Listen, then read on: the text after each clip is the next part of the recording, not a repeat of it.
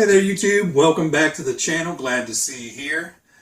So we have another car kit today from Tamiya, and again, through the generosity of the awesome RC Elf, we have another car kit to put together. I'm still kind of at a loss for words to describe how thankful I am to RC Elf. It's just amazing all the support you've given this channel by gifting me these cars to, build on the channel and add to my collection. So, thanks a ton. I really appreciate it. And, let's see what he sent. So he sent over a Thunder Dragon.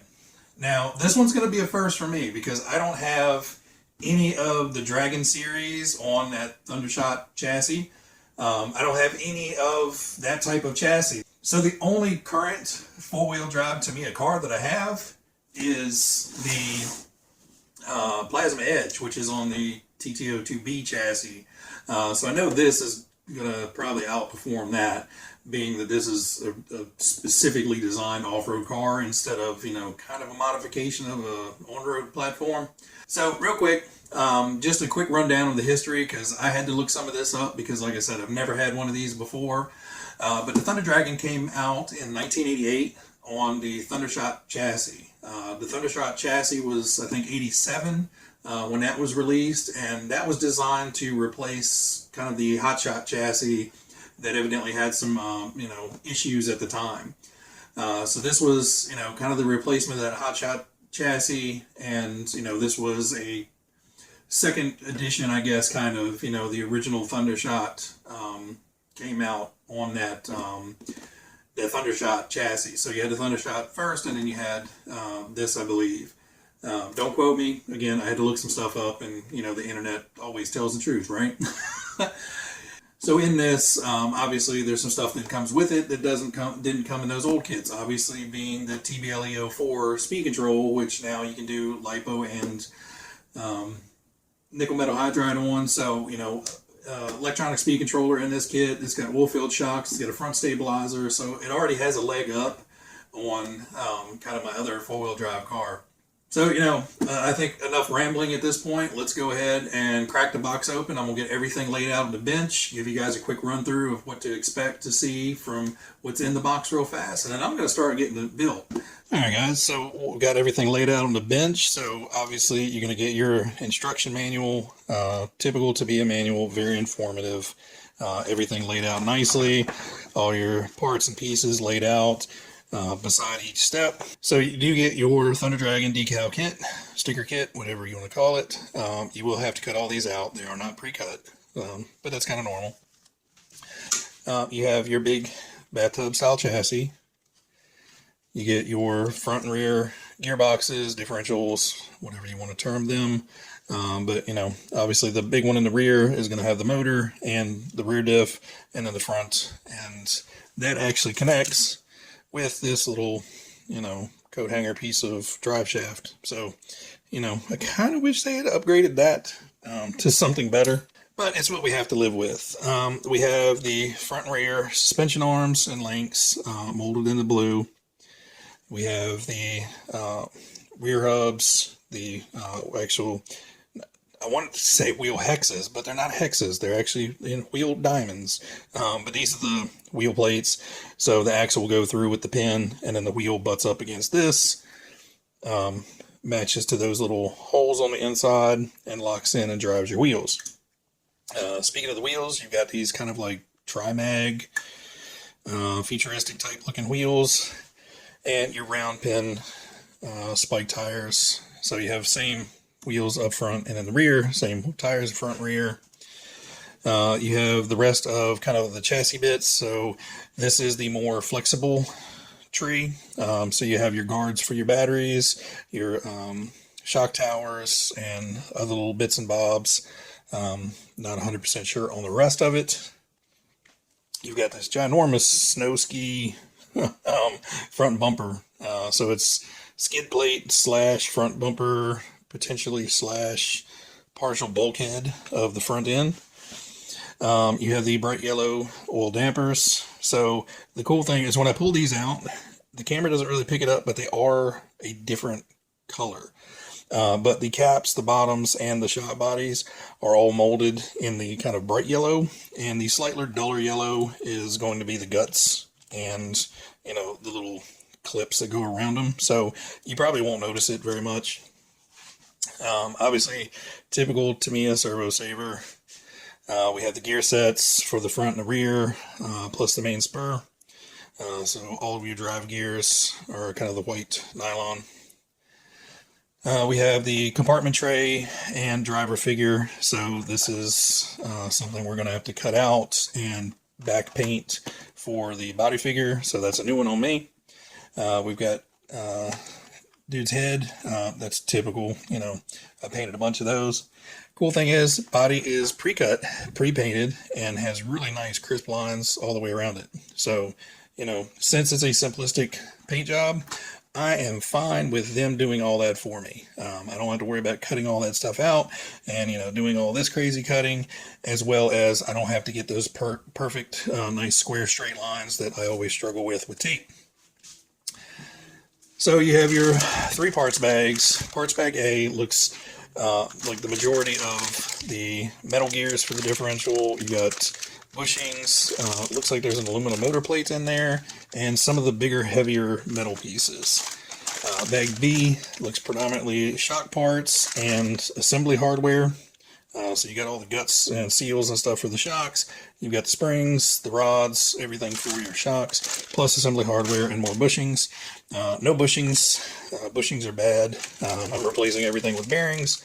And then bag C just looks like kind of extraneous assembly hardware, the steering links and zip ties, and 2 ginormous ones that probably go around the motor or something for the wiring.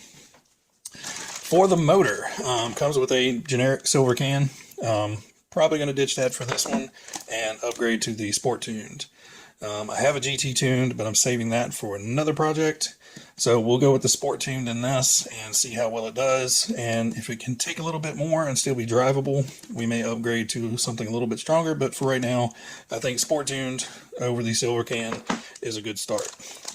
And like I said before, the TBLE 04 speed control. You know, I'm glad they made it smaller. I'm glad they made it with more features. But they kind of went backwards in the looks department. The TBLE2 is a better looking speed control. Not that it matters. Just something I noticed when I was pulling this out. I'm like, they kind of made it ugly. But anyway. For the extras, just have a Spectrum receiver for the radio. Just standard metal geared servo. And yeah, a little bag of body clips. And that is everything in the kit. Not a terrible lot of parts. So we'll see how long this actually takes to get put together. But that's next. So I'm going to get this stuff organized and get to building. The kit went together really, really well. It was pretty easy to follow the instructions. Typical to me instructions. Not a whole lot of confusion. The only problems I did have was eclipse. And I don't think it was the eclipse fault. I bent 2 of the large eclipse, these, and I believe the machining on that shaft was either a little tight or a little rough. So when I was trying to press it in with the needle nose pliers like you normally would, I think it was grabbing the one end and kind of rolling it over. So just, you know, check it when you go to put it on, you know, set the E-clip down and kind of rub it around on that groove to make sure it's not rough feeling.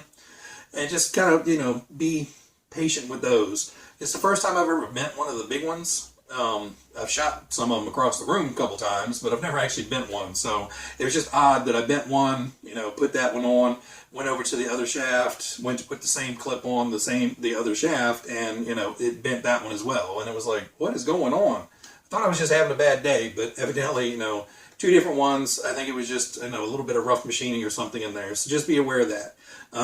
Otherwise, everything went together really well. The cool thing with this kit is the body is pre-painted and pre-cut. The only thing you have to do is cut the decals out and stick the decals on. And you do have to paint the driver figure inside. And I'll get some up-close pictures. This is the first driver figure that I've ever done that had the tray. So it's a plexiglass tray that covers up all the electronics and everything, so you can't see anything through the big windshield here. So I know why they did it. In hindsight, I wish I had sprayed the top of it in like a matte black finish and then painted the driver figure on top. Because this is polycarbonate, I was using a brush and trying to paint it from underneath, and it's painted. It's not great. So eventually I may pop him back out and touch him up, paint it on the top and go that way with it. Like I said, came out okay. It's certainly not my best paint job ever, but it did save a whole lot of time not having to spray the shell and cut the shell out. And with a lot of these really long straight lines, their machine press or whatever they have that punches these bodies out, did a whole lot better job than I could with my little tiny body scissors over here trying to make a nice straight line. So I didn't have to file anything down. Everything was really nice right out of the box. So let's come down a little bit closer. I'll pop the shell off and kind of take a quick walk around. And I've got a charged up battery and I'm ready to go outside and play with something instead of, manual labor like I have been doing. So let's take a look. Alright guys, so here is the Thunder Dragon up close. So you have this huge cockpit windshield deal. So you can see, every tiny bit of my kind of poor paint job. Helmet came out okay. For once, I look like I gave him eyes that he doesn't look completely terrified, so I kind of think I did it wrong. But, like I said, the body came out super clean. Cutting the decals out was really easy. Putting these on, you basically just line up that straight line with the cockpit in here, and it just lays right down. And that's probably the trickiest one. It's the biggest one. Everything else super easy to decal. So the only hole you have to drill, these are pre-punched and this is pre-punched. You do have to punch the hole in the canopy for the antenna tube. So if you don't want it to pop out, you could, put a small bend in here and bend your antenna tube back and it would lay down underneath the shell. But, I'm not too worried about a couple inches of the antenna tube sticking up. So here's the tray. So I back painted it in black after we painted, the body and the hands and everything. So I think all in all, it came out okay. Again, first time doing that, so something different. Normally there is one screw down here that holds this on, but I popped it up.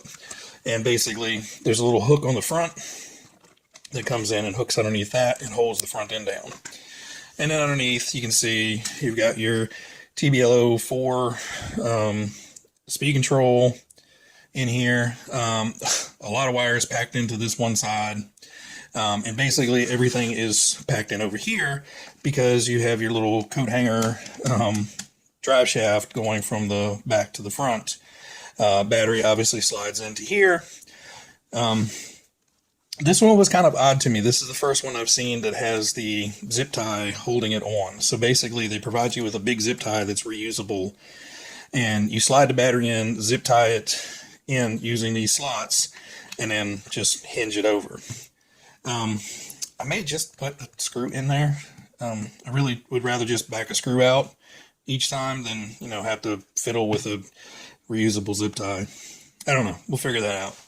But I do like the chassis is pre-notched for the wires for both the battery and the motor. So when that tray goes on, you don't see any wiring except for the Tamiya plug sticking out the side to connect your battery. And the only reason this has to hang out is because you don't want to have to take, the driver figure out, the body off the driver figure out and everything each time you want to change the battery. So this guy dingle dangles out there.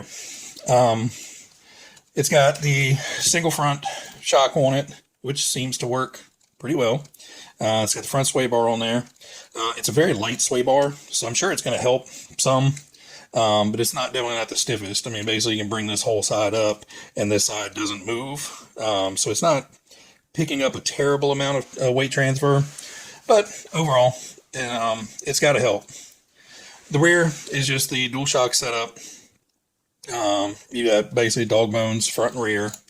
So I did notice with the suspension fully compressed on the front, and when you turn, you can feel that kick kind of clicking up front.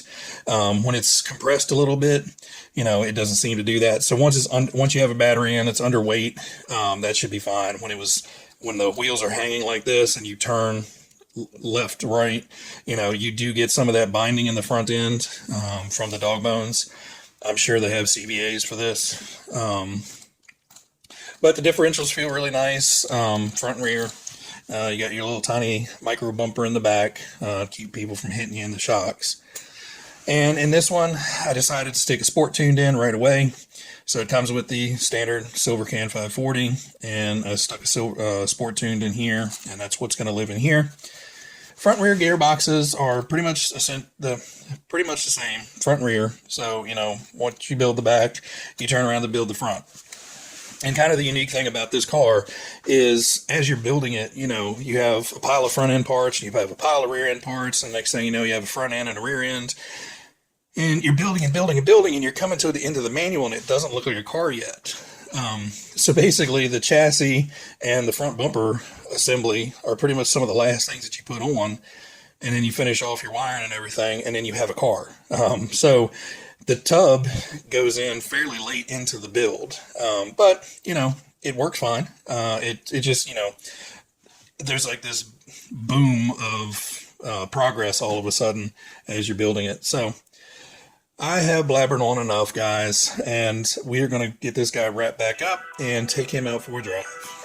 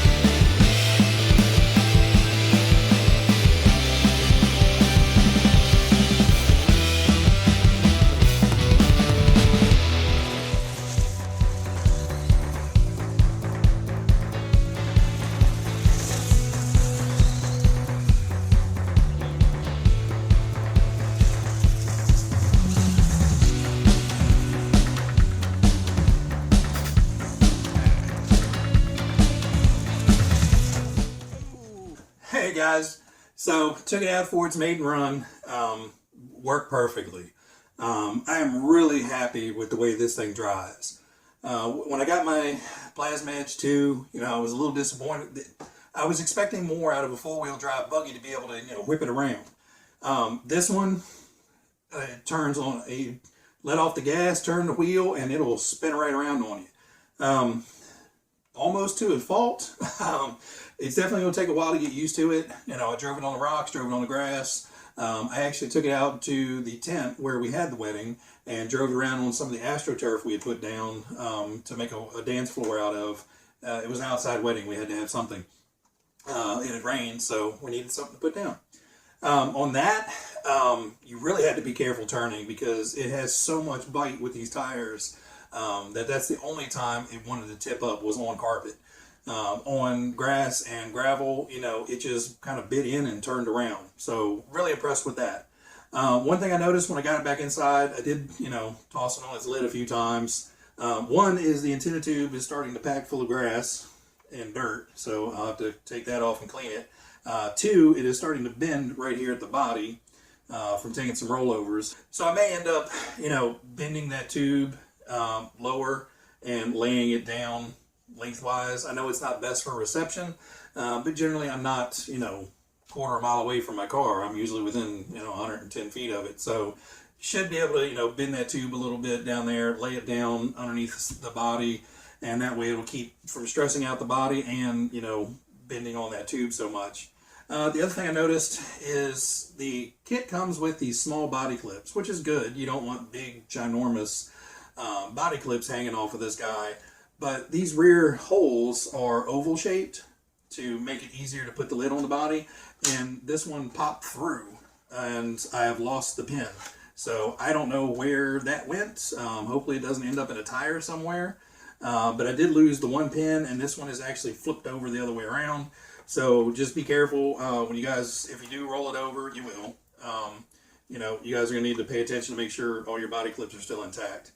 May put a washer, one of those little plastic body washers or something on there, just to keep that from happening, because with that big oval hole, it allows the Lexan to bend so much more.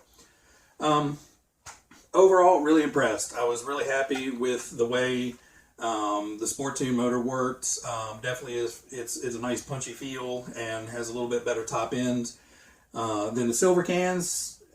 It drove great, so I'm really impressed with this. Again, this is my first, one of the Dragon line buggies, but I'm really happy with it. Had some sort of brain radio glitch at some point. I went to hit the brakes and turn at some point. It didn't, and it dunked right into the sidewalk. Not full speed, but pretty dang fast. And this thing just sucked it right up, and nothing. It didn't even really leave a scratch on it. So I was impressed with the front bumper. It's nice flexible plastic, so it should take an impact in case you do smack into something like a curb or a sidewalk. But guys, that's going to wrap it up for this one. If you guys have any questions about the build, drop them in the comments below. If you guys aren't subscribed, please subscribe. I will be cranking out some more content coming up very soon. Now that I have some free time, we're going to have some new builds. I'm also going to start working on a track for the cars, so I actually have a proper place to drive them instead of just driving around in the grass and the driveway. So we're going to start working on putting in an actual racetrack, and I am also going to start working on improving my little rock crawler trail course out there. I have quite a few large rocks, bought some lumber to do some different things, so I will be working on that as well as building some new vehicles. So make sure you're subscribed if you're not. I really appreciate it. And like I said, if you have any questions or comments, drop them down below. As always, guys, everybody out there, be happy, be healthy, be safe, and I'll catch you next time. Bye.